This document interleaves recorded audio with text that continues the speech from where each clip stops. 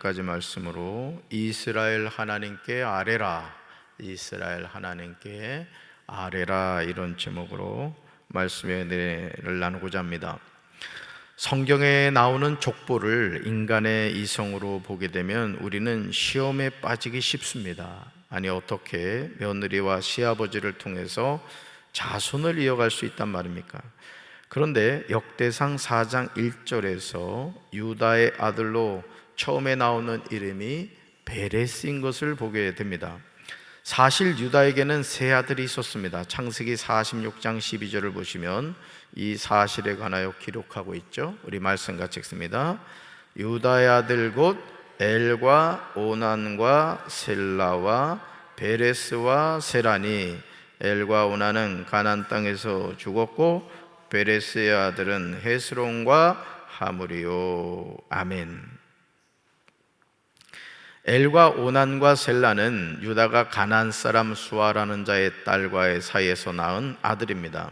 그런데 유다의 장자 엘이 여호와 보시기에 악함으로 여호와께서 그를 죽이십니다.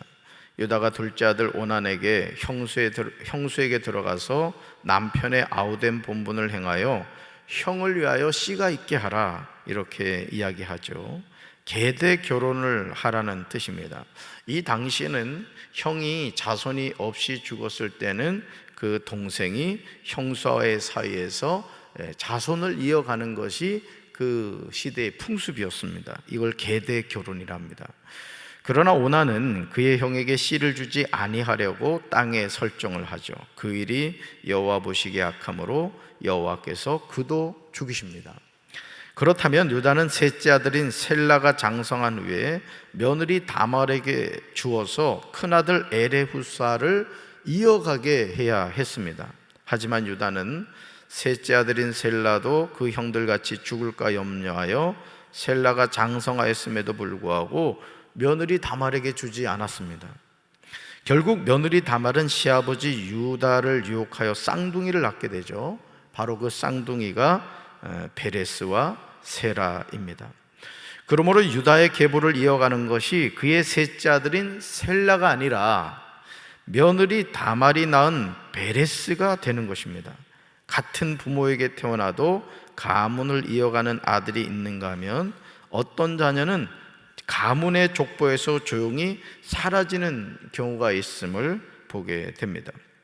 유다 자손의 명단을 주목해서 보시면 역대상 4장 9절과 10절에서 이 야베스란 인물이 나오는 것을 보게 되죠. 아마 이 역대상 내용은 몰라도 야베스의 기도하면 많은 성도들이 기억하고 있죠. 근데 이 야베스에 대한 설명이 평범하지 않음을 보게 됩니다. 우리 말씀 같이 읽습니다. 야베스는 그의 형제보다 귀중한 자라. 그의 어머니가 이름하여 이르되 야베스라 하였으니 이는 내가 수고로이 낳았다 함이었더라. 야베스가 이스라엘 하나님께 아뢰어 이르되 주께서 내게 복을 주시려거든 나의 지역을 넓히시고 주의 손으로 나를 도우사 나로 환난을 벗어나 내게 근심이 없게 하옵소서 하였더니 하나님이 그가 구하는 것을 허락하셨더라. 아멘. 하나님이 그가 구하는 것을 뭐 하셨다? 허락하셨더라. 이게 기도입니다. 사실은 역대기 사가는 야베스에 관하여 소개하면서 야베스는 다른 형제들보다 더 존경을 받았다, 이렇게 기록하고 있습니다. 어떻게 야베스가 형제들보다 존경을 받을 수가 있었는가? 그런데 야베스의 어머니는 고통 중에 아들을 낳았다는 뜻으로 그의 이름을 뭐라 지었다? 야베스라 지었다는 거죠. 어떻게 아들의 이름을 야베스 고통이라고 합니까? 그러니까 여러분, 야베스 이러면 우리는 괜찮은 이름인데 그렇게 생각하시지만은 그 이름의 뜻이 뭐라고요? 고통이란 뜻이라는 거예요. 그러니까 야베스하고 부르는 건 뭐예요? 고통아 이거란 말이에요. 더 정확하게 말하면 내가 너 낳을 때 죽을 뻔했어, 이 불효막심한 놈아, 이런 뜻이란 말이에요. 여러분, 좋은 이름이야 나쁜 이름이야? 결코 좋은 이름이 아니란 말이죠. 아무리 그래도 그렇지 어떻게 고통아 이걸 이름을 짓냔 말이죠. 아마 야베스는 자신의 이름을 누군가가 부를 때마다 끔찍했을 것입니다. 그래서 우리 성도님들 가운데도 보면요, 나이가 60, 70이 됐는데 이름을 바꾸는 분들이 있어요. 얼마나 그 자신의 이름에 대해서 스트레스를 받으면은 주님 오실 날이 멀지 않았는데 이름을 바꾸겠어요. 그러니까 오늘 야베스의 이름도 사실은 그런 고통이라는 뜻이 있다는 거죠. 그러나 고통이란 이름을 가진 야베스가 이스라엘 하나님께 아무도 상상할 수 없는 놀라운 일을 하는 것을 보게 됩니다. 그것이 뭐냐? 야베스가 이스라엘 하나님께 기도를 드렸다는 거예요. 이게 중요한 거예요. 고통이라는 저주스러운 이름을 가졌지만 야베스는 거기에서 걸려 넘어지지 않았다는 거죠. 자, 어떻게 기도했는가? 한번 세 번역으로 한번 볼까요? 읽어봅시다. 하나님, 나에게 복을 주십시오. 하나님, 나에게 땅을 더 많이 주십시오. 하나님, 나와 함께 계셔 주시고 아무도 나를 해치지 못하도록 해 주십시오. 하나님, 내가 누구한테도 고통을 당하지 않게 해 주십시오. 아멘. 여러분도 요거 그대로 기도해도 되잖아요. 그죠? 하나님, 나에게 뭘 주십시오? 다시 한번 보여주세요. 방송실. 하나님, 앞에. 하나님, 나에게 뭘 주십시오? 복을 주십시오. 하나님, 나에게 뭐를 더 많이 주십시오? 돈이 필요한 사람은 돈을 더 많이 주십시오. 건강이 필요한 사람은 건강을 더 많이 주십시오. 그 다음요, 하나님, 나와 함께 계셔 주시고 아무도 나를 해치지 못하도록 해 주십시오. 하나님, 내가 누구한테도 고통을 당하지 않게 해 주십시오. 자, 야베스가 이렇게 기도했더니 하나님이 야베스의 기도를 어떻게 하셨다? 들어주셨다. 따라합시다. 기도는 응답받습니다. 아멘. 여러분, 우리가 하나님 앞에 기도하는 것을요, 절대 헛되게 생각하지 말아요. 제가 말씀드렸잖아요. 저희 딸이 7월 27일이 생일인데 아직 시간이 있잖아요. 근데 벌써 어느 날 저한테 그러는 거예요. 압박을 하는 거예요. 아빠, 내가 사고 싶은 선물이 있다는 거예요. 그래, 뭐냐 했더니 뭐하고 뭐가 필요하대. 그래, 아빠한테 보내라 해가지고, 이게 또 해외 직송이요. 해외 직송. 제가 할 줄 압니까? 장정원 전사님한테, 전사님 이거 좀 사주십시오. 그랬더니 또 이번엔 또 빨리 오더라고. 세상에, 지 생일도 아직 오지도 않았는데 벌써 생일 선물 받았다고. 왜 그런 응답이 있었어요? 구했기 때문에 그런 거예요. 여러분이 하나님 앞에 오늘 이 야베스의 기도를 통해서 분명히 기억하시라고요. 기도는 반드시 응답된다. 어느 때? 하나님의 때. 믿습니까? 여기서 이 아레다는 원어적인 뜻이 뭐냐? 부르짖다입니다. 따릅시다. 부르짖다. 여러분, 고통이라는 이름을 가진 야베스가 하나님께 기도할 때 여러분 대충 기도했겠습니까? 여러분, 우리가 사실은 절박하면요, 정말 절박하게 기도할 수밖에 없는 거예요. 여러분, 야베스가 부르짖는 기도를 했다는 거예요. 절박한 심정으로 하나님께 간절히 도움을 간청하였음을 의미합니다. 야베스가 뭐라고 말해요? 환난을 벗어나 내게 근심이 없게 해달라고 요청합니다. 여기서 근심의 원어적인 뜻은 뭐냐? 나의 고통입니다. 나의 고통에서 벗어나게 해주십시오. 이걸 기도한 거예요. 하나님께 부르짖었어. 나의 고통에서 벗어나게 해주십시오. 야베스는 자기에게 있는 심적이고 육적인 고통을 하나님께 호소했던 거예요. 여러분 안에 심적인 육적인 고통을 갖고 계시지 마시라고요. 너희 염려를 다 뭐하라? 주께 맡겨버리는 거예요. 절 보세요. 우린 누구나 삶의 여정에서 이것보다도 더 크지 뭐. 더 큰 인생의 고민과 염려가 늘 있다고요. 저도 있어요. 저도 있다고요. 그런데 제가 이 근심과 염려를 바라보고 이걸 자꾸 묵상하잖아요. 못 살아요.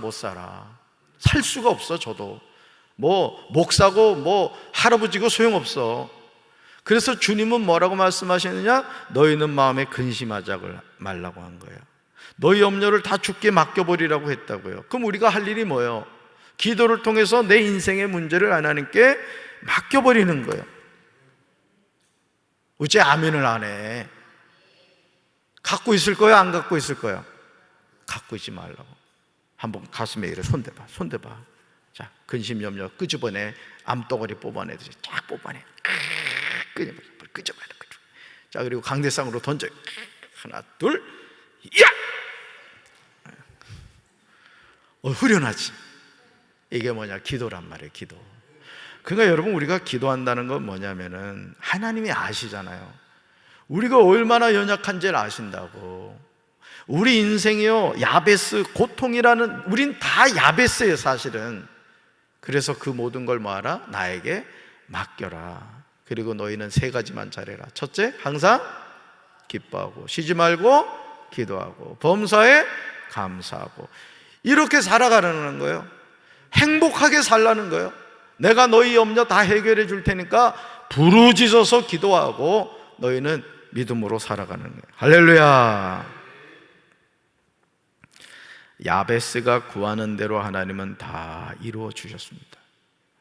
우리는 여기서 하나님께 진정과 간절함으로 구하는 기도가 응답받는 모범적인 신앙의 한 면을 발견하게 됩니다. 여러분, 에스라가 패망한 조국을 바라보면서 이 역대상하를 정리해 가면서 왜 이 야베스라는 인물을 기록했겠습니까? 오늘 우리에게 하나님이 중요한 사실을 가르쳐 주는 거예요. 걱정하지 말고. 우리 부모들 가운데 제일 미련한 부모가 누군지 아세요? 자기 때문에 그 자식 걱정하는 거예요. 우리끼리 얘기합시다. 자식을 누가 줬어? 아니, 왜 이렇게 대답을 못해? 신랑하고 쌤쌤이에서 난 거야? 아니라고. 하나님이 주신 거라고요. 생명은 하나님이 주신 거라고요. 내가 주인이 아니에요. 하나님은 모래신 악마가 아니고 천사지. 악마처럼 보여서 문제입니다만은, 자, 하나님에게로부터 온 선물이라고. 그럼 부모인 우리가 할 일이 뭐예요? 그냥 위에서 기도하는 거라고. 조바심 낼 일이 없다고. 조바심 낼 일이. 믿습니까? 다시 말해서 고통의 아들인 야베스는 기도로서 다른 형제보다 더 존귀하고 명성 있는 자가 되었던 거죠. 사랑하는 성도 여러분, 지금 여러분 안에 숨겨진 고통이란 의미의 야베스는 무엇입니까? 한번 이 시간 생각해 봐요. 지금 여러분 안에 숨겨진 고통이란 의미의 야베스는 무엇이냐고요? 자신의 힘으로 해결할 수 없는 야베스를 해결해야 합니다. 어떤 방법을 통하여 인생의 고통인 야베스를 해결하시겠습니까? 우리는 야베스가 이스라엘 하나님께 부르짖었음을 잊지 말아야 돼요. 그래서 여러분, 우리가 하나님을 믿는다는 건 너무너무 큰 축복이라고요. 믿습니까? 만약 이내가 아빠가 없이 고아원에서 자라는 애라고 생각해봐요. 아무리 부르짖어봐, 생일 전에 선물 주겠어? 그래도 아빠가 있으니까는 아빠한테는 10,000원짜리도 안 되는 선물 해주고 지는 40,000원 넘게 선물 받고 말이에요. 도둑도 이런 도둑이 없다고. 그래도 뜯기면서도 행복하잖아요, 그죠?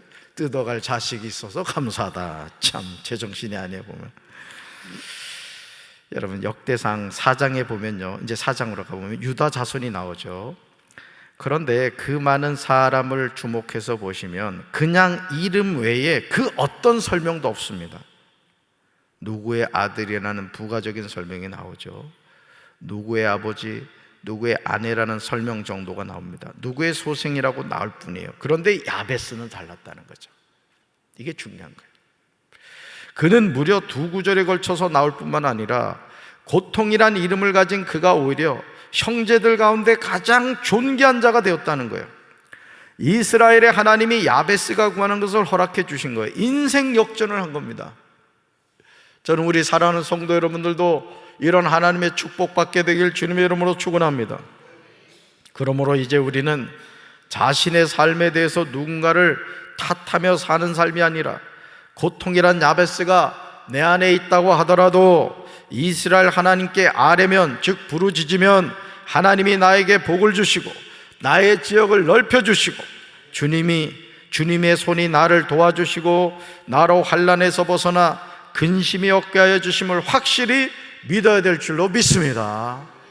이거 믿으시라고.